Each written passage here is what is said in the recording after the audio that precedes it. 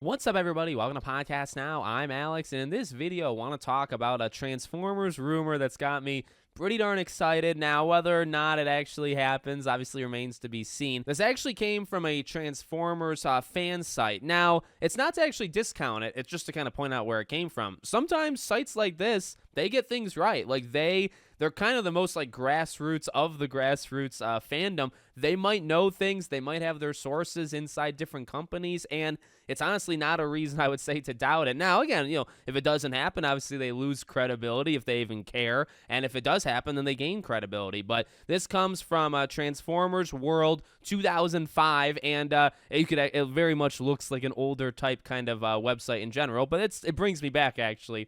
We have received some intel stating that Microsoft Studios is working on not just one, but two video game projects simply codenamed Transformers. While we do not have any information at the moment, both projects seem to be targeting this year for their release. It's interesting that Microsoft now owns Activision Blizzard. The company, prior to the acquisition by the tech giant, published multiple Transformers-related video games, including War for Cybertron and Fall of Cybertron. There has been a renewed fan interest for the aforementioned games in recent times. We'll update you as we receive more info. Now, there were more Transformers games, but I guess the thing is they kind of spell it out. But if this is true, and there's two games being worked on, and they're coming out before the end of this year, see, that tells me a couple things. Just the fact that it's coming out before the end of this year, that it would probably just be some sort of new licensing deal. It would be not like lazy, but like as quick as you can get, right? Like it's not full-on Transformers games, right? It's not even Transformers Reactivate, and that's not through Microsoft anyway.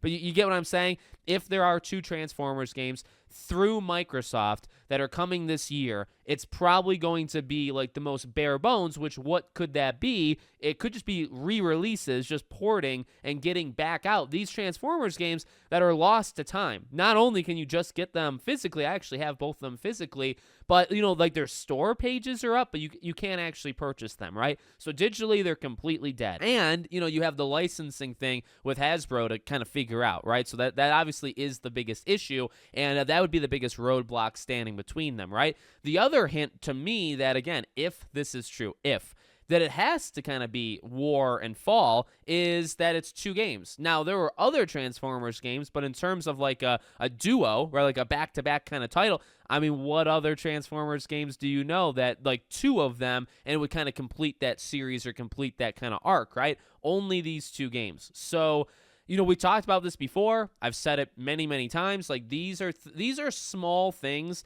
Actually, I don't even know if they're all that small, but they're small things that I think kind of go a long way, right? We can look at the preservationist route. As I said, like I bought them. I actually splurged, but these games are upwards of $40, $50, $60, $70. Now, they're not the most expensive of all time. Like the Spider-Man games from Activision, those games can be $100, $120, $130. You look at the Deadpool game, you look at Wolverine, like some of these games can get into like the $150 pluses. Transformers, definitely not there. But yeah, War and Fall can be about $70 like on average. So we're not talking that's the price of a normal price, and that's actually very sad we have to say that. Normal price game nowadays, right? $70. So just from that angle alone, and I mean, like I bought it, so like I guess that kind of hurts me, but I don't care. Ultimately, if you can get this thing out and you can get it on Game Pass, you can get more people to jump in. Number one, from a preservation, angle, you've brought the game back. Not physically, I guess, but you've brought the game back in some way. That is a general type win. You will probably knock down the prices of the physical one, which is kind of a win for that community as well. And you get two great games. Like the thing is, I mean, this whole time, they're great games. They're really, really good games. Like these are two awesome, under the radar kind of, although a lot of people know about them. But these are really awesome games that I think more people, especially now, I don't really think they even half remember it, or if they do, maybe they don't remember how good it is. So I really want this to happen, and from the they brought this up, right? Because of the Activision thing. Like this is something that, yeah, you got to work on the contracts, and who knows how expensive and whatnot, but give us these Spider-Man games. Give us these Transformers games. If it's just a situation of having to iron out a contract, I don't think it's that big of a deal. And you have all of these games now. Like right now, it just makes you kind of look bad, right? Because you have this huge library and you do nothing with it. I complain constantly about PlayStation with the lack of care of so many great, kind of PS2, PS3 era games that they just kind of left to die. And there are many. There's so many gems there.